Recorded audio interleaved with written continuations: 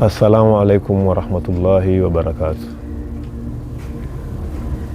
Nilitangulia kusema katika awamu iliyopita kwamba wakati mkosaji anaenda kuomba msamaha kwa mama yake,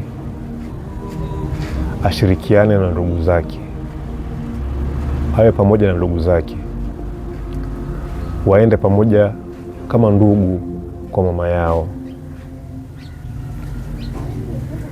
Family ziko tofauti. Family ziko na mitihani tofauti. Huenda wale ndugu wakaona kwamba hili jambo haliwahusu wao, linamhusu huyu.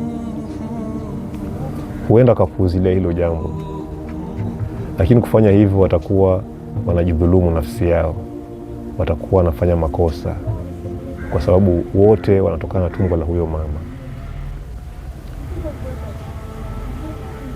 Kabla kuenda kwa mama yao, yanatakikana waangalie kitu ambacho mama yao anakipenda, kitu ambacho mama yao anakitamani, wakifanye kama zawadi kwa huyo mama. It's not a matter of buying her off, no. Sio ati wanafanya hivyo kumhonga, hapana. Wanafanya hivyo ili kulainisha moyo wake. Hicho kitu kinaweza kuwa anything.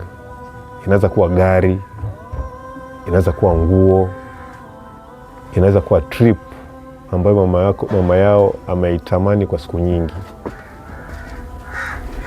Hiyo zawadi kwa mama inafaa ichangiwe na ndugu wote.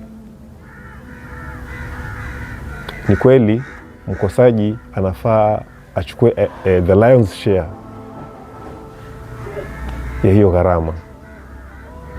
Pia vile inawezekana ndugu wakaelewana, wagawane hiyo gharama sawa. So hiyo siku inapofika, wanashikana ndugu wote pamoja na hiyo zawadi waliomnunulia mama yao, wanaenda pale mbele yake ili kwa hiyo sherehe ya kuomba msamaha. Jambo la pili, inafaa hiyo siku kuwepo na watu, na hawa watu ni wale ambao ulio approach mwanzo ili wa intervene, ili waingilie kati, ili waongee na mama yako. Ni wale watu ambao tuliongea awali kwamba wako na great influence on your mother. Ndio hao watu utawaita waje washuhudie hilo tukio. Vile si vibaya iwapo kutakuwa na watoto, it could be your cousins, ambao wana uhusiano na hawa watu, ama wana uhusiano na wewe, ama wana uhusiano na family. Yani kwa ufupi, kutafanywa kama kijisherehe kidogo, a small ceremony, ambapo kwamba watu wataona lile jambo linafanyika. Na madhumuni ya hii sherehe ni ushuhuda, iwe kama hawa watu wawe kama shahidi. Na hawa watoto wenye nimetaja sasa hivi ni kwamba wao watakuwa hapo kujifunza, kuona vile jambo linavyofanyika, na pia kujua kwamba jambo kama ile kwa mtoto kumfanyia mzazi wake ni makosa. Wako hapo kulani. Jambo la tatu ambalo linafaa mkosaji alifanye ni kuazimia, kuintend kwamba lile kosa lenye amelifanya hata lirudia tena kabisa. Kwa sababu iwapo atalirudia hilo kosa, itakuwa ni kama anamcheza mama yake shere.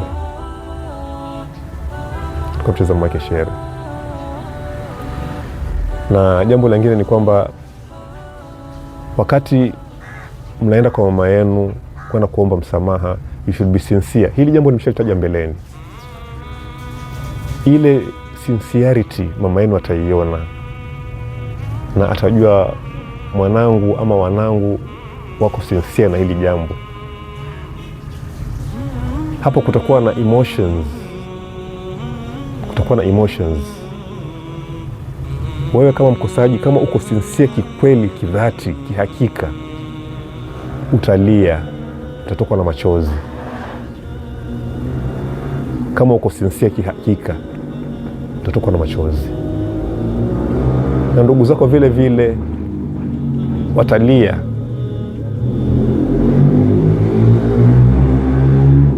Watalia wakikusaidia wewe katika ile hali.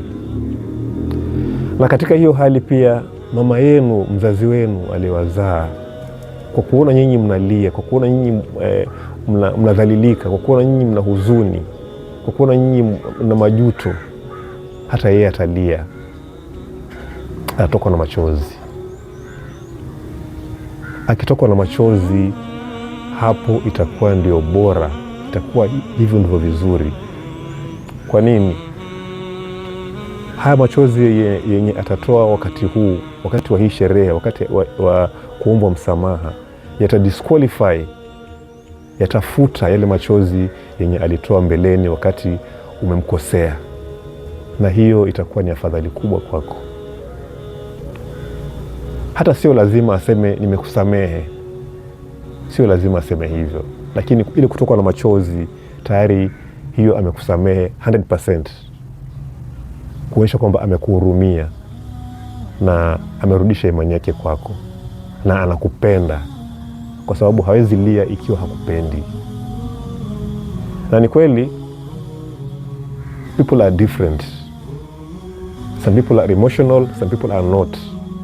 Inawezekana kwamba hata lia, hiyo inawezekana, lakini ile show of sincerity kutoka kwenu kwa mama yenu, kwamba kweli mmejuta, kweli umejuta, umefanya makosa, umedhalilika, unaomba msamaha, mama yako ataona ile sincerity, na hiyo tayari inatosha kulainisha moyo wake na akusamehe. Naomba kwa leo tukomee hapo, na tutaendeleza hii mada katika awamu zinazokuja. Wassalamu alaikum warahmatullahi wabarakatuh.